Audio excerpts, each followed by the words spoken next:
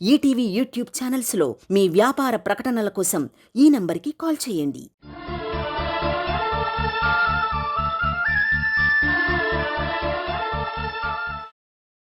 నువ్వా?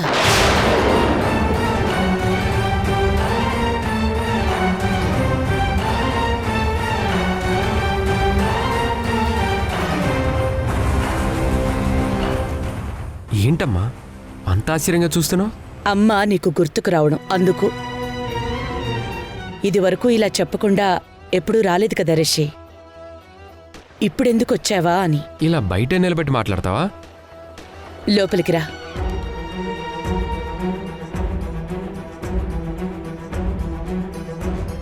అక్కడ కూర్చున్నావేంటి? ఇక్కడే బాగుందమ్మా, నువ్వు కూర్చో.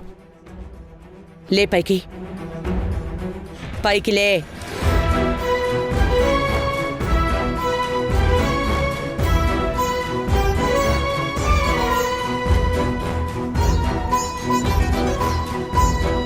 ఎందుకొచ్చావు రిషి? కన్న తల్లిని చూడ్డానికి వచ్చిన కొడుకుని ఏ తల్లి అడగని ప్రశ్న అడిగావమ్మా.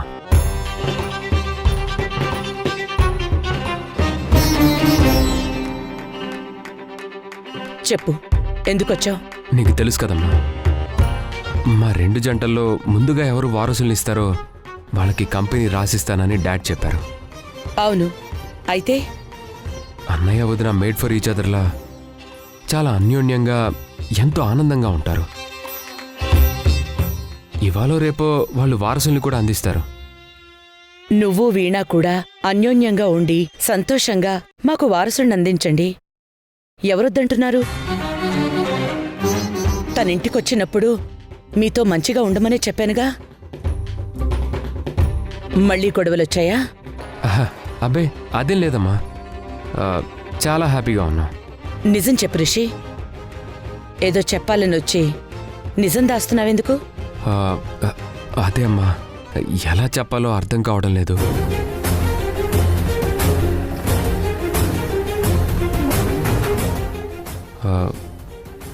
మా మధ్య అన్నయ్య వదిలకుండే సంతోషం లేదమ్మా. అది మీ వ్యక్తిగత విషయం రిషి. మీ మధ్య ఉన్న దూరాన్ని ఎలా దగ్గర చెయ్యాలా అనేది మీరు ఆలోచించుకోవాలి. మీలో దూరం పోతే సంతోషం అదే వస్తుంది. అది కరెక్టే అమ్మా, కానీ వీణకి నా మీద కోపం ఇంకా తగ్గలేదమ్మా. తన కళ్ళల్లో నేనంటే సీరియస్నెస్ తప్ప కనికరం కనిపించడం లేదు.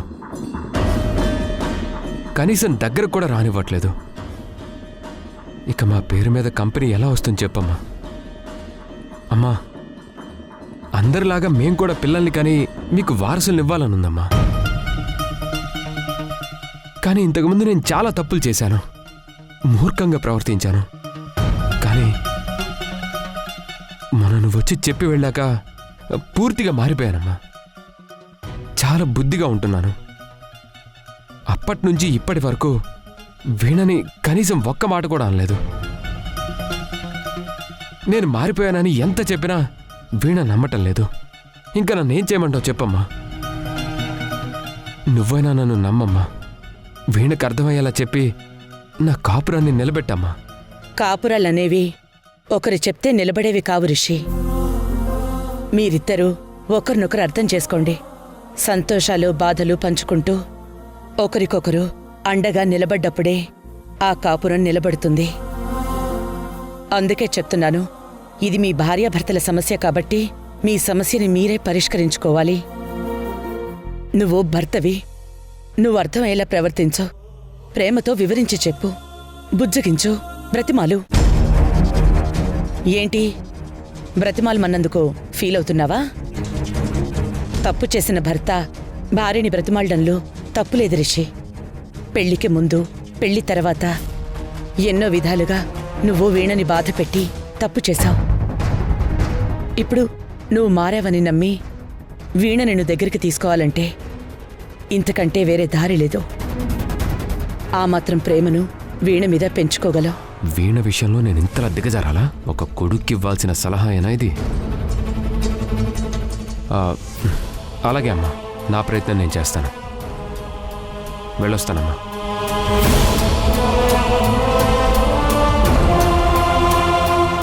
తూర్పున ఉదయించే సూర్యుడు పడమర ఉదయిస్తాడు అన్నది ఎంత అబద్ధమో నువ్వు మారతావు అనడం కూడా అంతే అబద్ధం. నువ్వు మారావంటే కన్న తల్లిని నేనే నమ్మను. ఇక వీణెలా నమ్ముతుంది?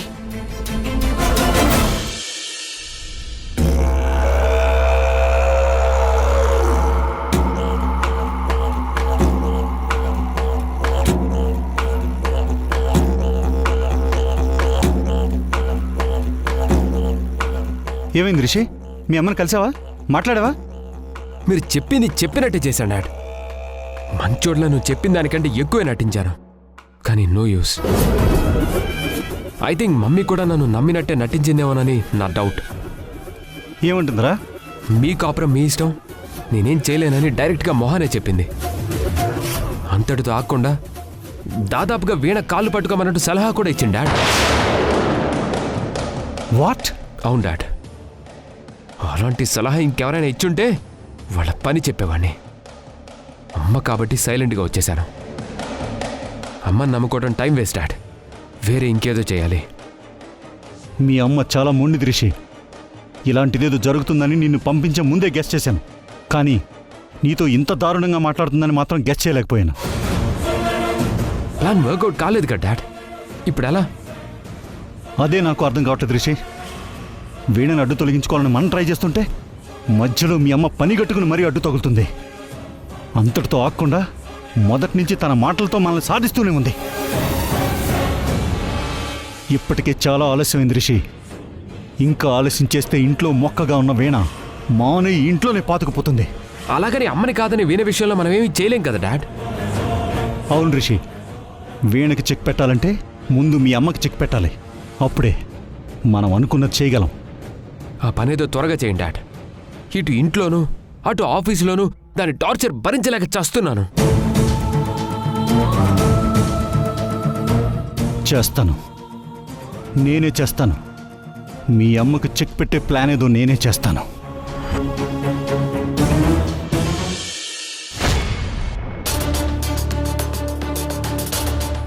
సార్, ప్రకాష్ ఏజెన్సీకి మెటీరియల్ డిస్ట్రిబ్యూట్ చేశాను సార్.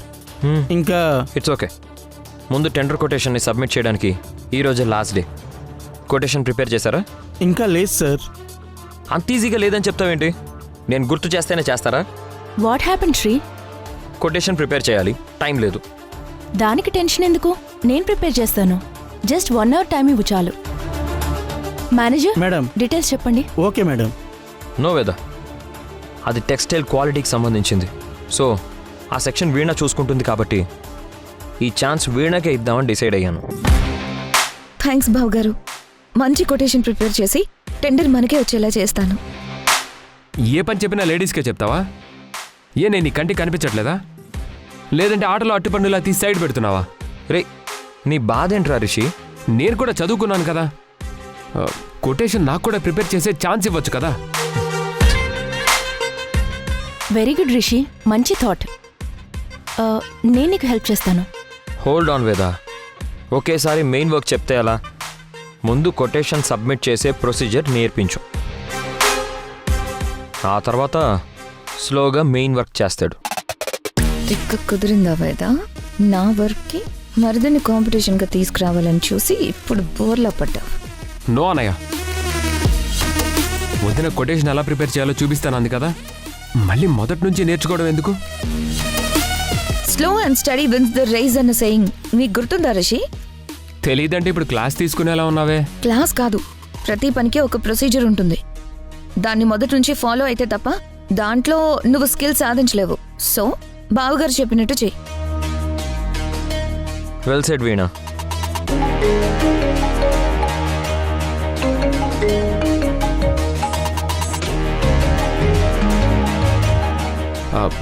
అనయ్య, కొంచెం నీతో మాట్లాడాలి, పర్సనల్. ఓకే, ఒకసారి వీణ కొటేషన్ ప్రిపేర్ చేయి. రా. ఈవినింగ్ లోపల సెండ్ చేయాలి. ఓకే బావగారు.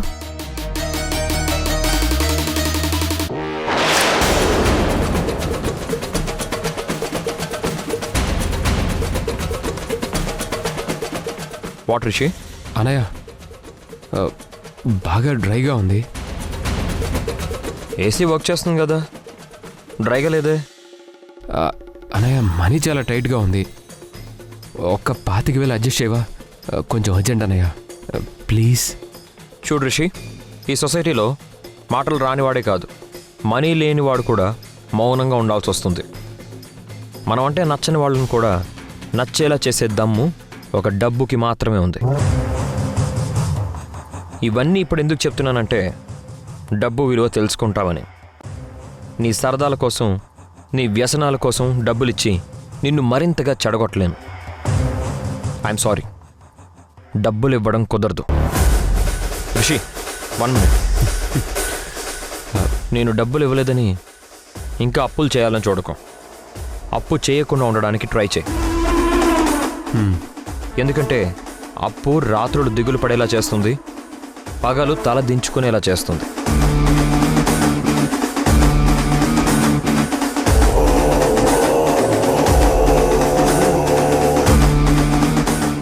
వేదా, నేను మీటింగ్కి వెళ్తున్నాను. Take care. రిషి, పద, వర్క్ నేర్పిస్తాను. నాకు అస్సలు ఇంట్రెస్ట్ లేదు.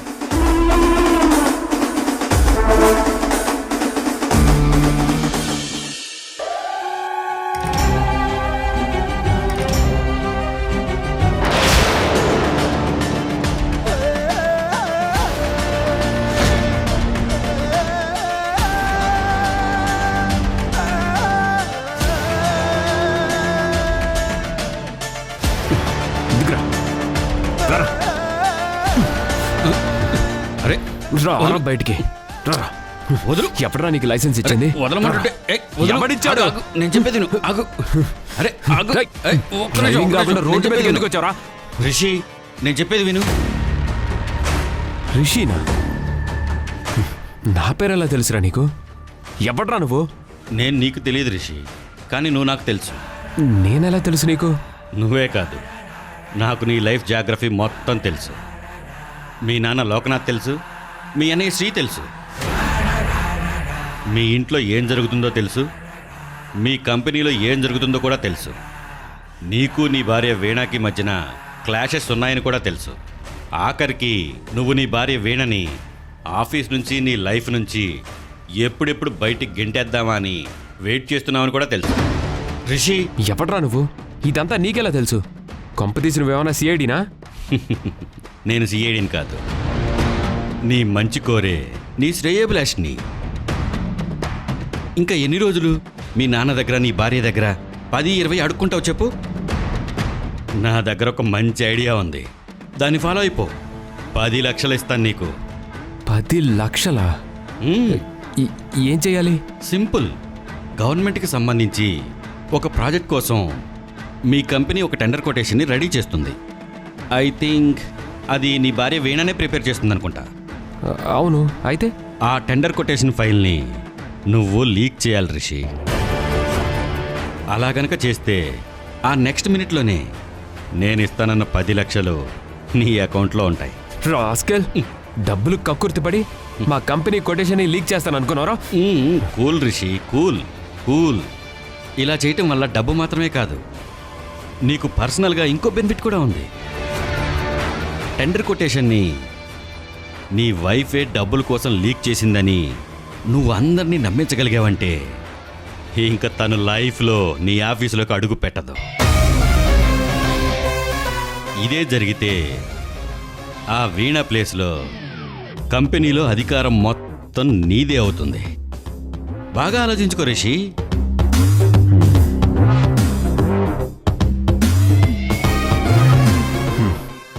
డన్. Thank you. వీణా, ఈసారి మిస్ కావులే.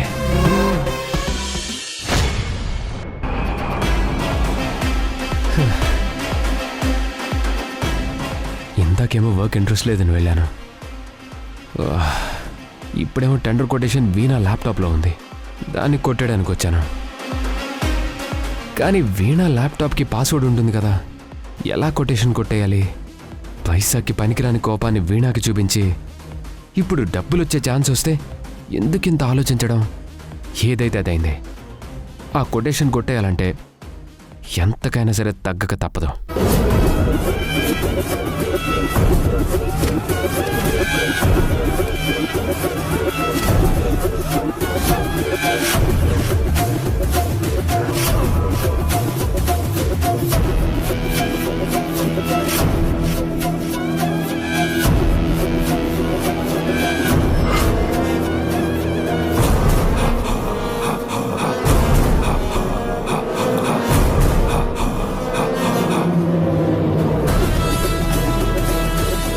ఏదో పెద్ద పని చేస్తున్నట్టు బిల్డప్ కొడుతున్నాడు ఇడియట్.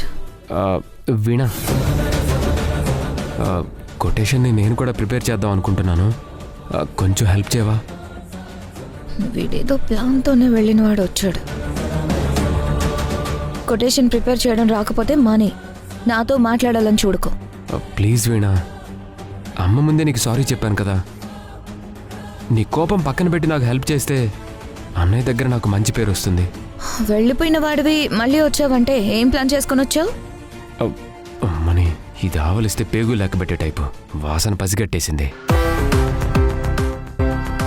నా ఆఫీస్కి నేనేం ప్లాన్ చేసి వస్తాను వీణ? ఏమోలే, నిన్ను నమ్మడానికి లేదు. నా జాగ్రత్తలో నేను ఉండాలి. నా గురించి అసలు ఎందుకంత నెగిటివ్గా ఆలోచిస్తావు వీణ?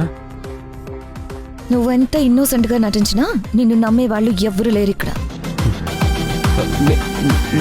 నేను నాకేమన్నా సరదా అనుకుంటున్నావా?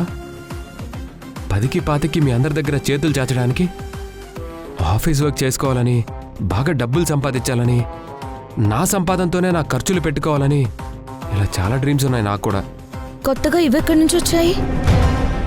నన్ను సాధించి వదిలించుకోవడమేగా నీకున్న ఏకైక డ్రీమ్. ఇది ఆవలిస్తే పేగు లెక్కబెట్టే టైపు.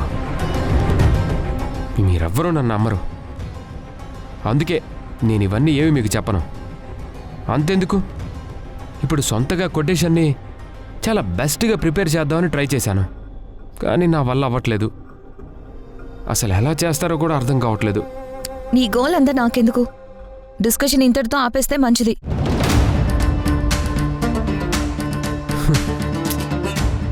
వీణా, ఎంత ట్రై చేస్తున్నా టెండర్ కొటేషన్లో వాల్యూస్ ఎలా చెయ్యాలో, ఎంతెంత వేయాలో అస్సలు అర్థం అవ్వట్లేదు. కొంచెం హెల్ప్ చేయొచ్చు కదా ప్లీజ్? నేను నీకు హెల్ప్ చేయాలా? కల్లో కూడా చేస్తానని అనుకోకు. అసలు నీలాంటి వాడికి ఎవరైనా హెల్ప్ చేస్తారా? అంతగా నీకు హెల్ప్ కావాలంటే మీ వదిన దగ్గరికి వెళ్ళు. ఓనమాల దిద్దించినట్టు టెండర్ కొటేషన్ ఎలా చేయాలో ఫస్ట్ నుంచి నేర్పిస్తుంది. ప్లీజ్ వీణా, నాకు అసలు ఏమీ తెలియదని తెలిస్తే వదిన ముందు నా పరువు పోతుంది. ఇది చేశానంటే శ్రీ దగ్గరే కాకుండా ఇంట్లో కూడా కొంచెం మంచి పేరు వస్తుంది. ఈ ఒక్క హెల్ప్ చేయి, ఇంకెప్పుడు నేను హెల్ప్ అడగను ప్లీజ్. నో వే, చచ్చినా నీకు మాత్రం హెల్ప్ చేయను.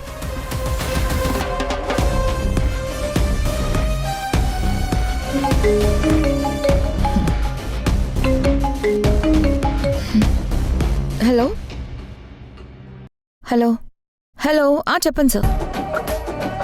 హలో హలో సార్, ఈ సిగ్నల్ ఒకటి ఈరోజు ఏంటి ఇక్కడ సిగ్నల్స్ రావట్లేదు. హలో సార్, ఒక్క నిమిషం లైన్లో ఉండండి. Hello hello sir, hello hello.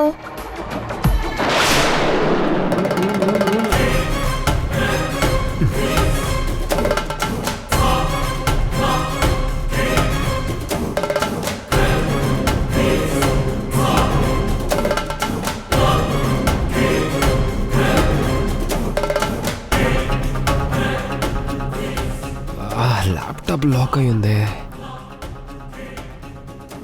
Password ఏమై ఉంటుంది?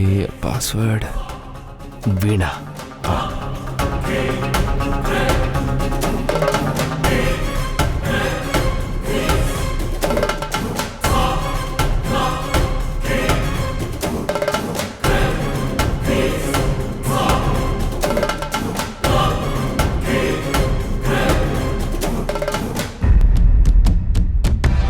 నా పేరు RISHI, రిషి.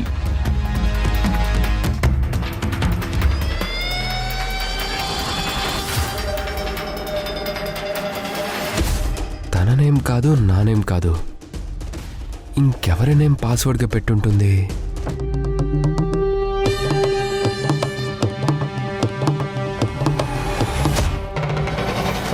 కార్తిక్.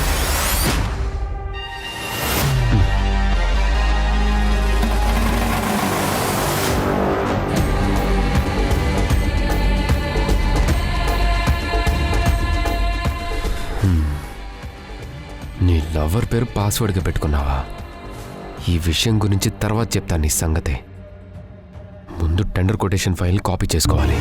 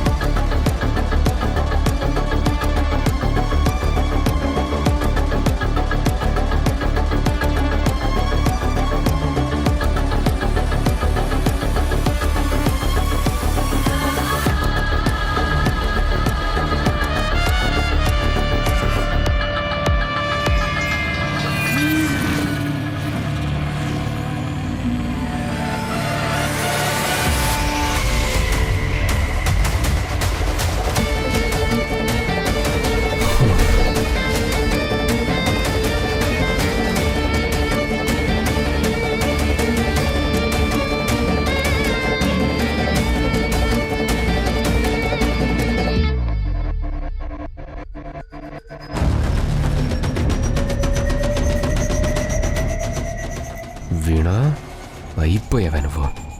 ఈ దెబ్బతో నాకు డబ్బులే డబ్బులు దొరుకుతాయి, నిన్ను ఇంట్లో కూర్చోబెట్టే అవకాశం దొరుకుతుంది.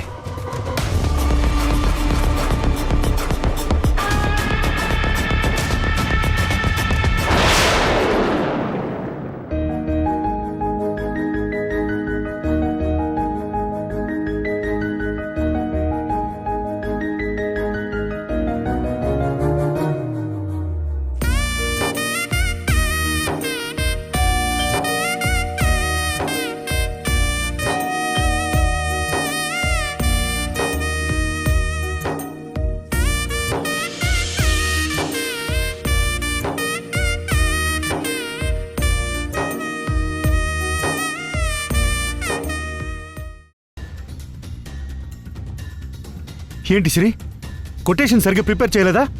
ఎప్పుడు మనకి వచ్చే టెండర్ ఈసారి రాకపోవడం ఏంటి? ఈసారి టెండర్ కొటేషన్ వీణ ప్రిపేర్ చేసింది. ఏంటి వీణ, ఎక్కువ అమౌంట్కి కోట్ చేసావా? లేదు బాబు గారు, ఈసారి కాంపిటీషన్ ఎక్కువ ఉందని ఎందుకైనా మంచిది మనకి లాభం రాకపోయినా టెండర్ మాత్రం మనకి చేజారిపోకూడదని 1 రూపీ తక్కువకే కోట్ చేశాను. అంత తక్కువగా కోట్ చేసిన టెండర్ మనకు రాలేదు అంటే ఖచ్చితంగా మన కొటేషన్ ఎవరో లీక్ చేశారు.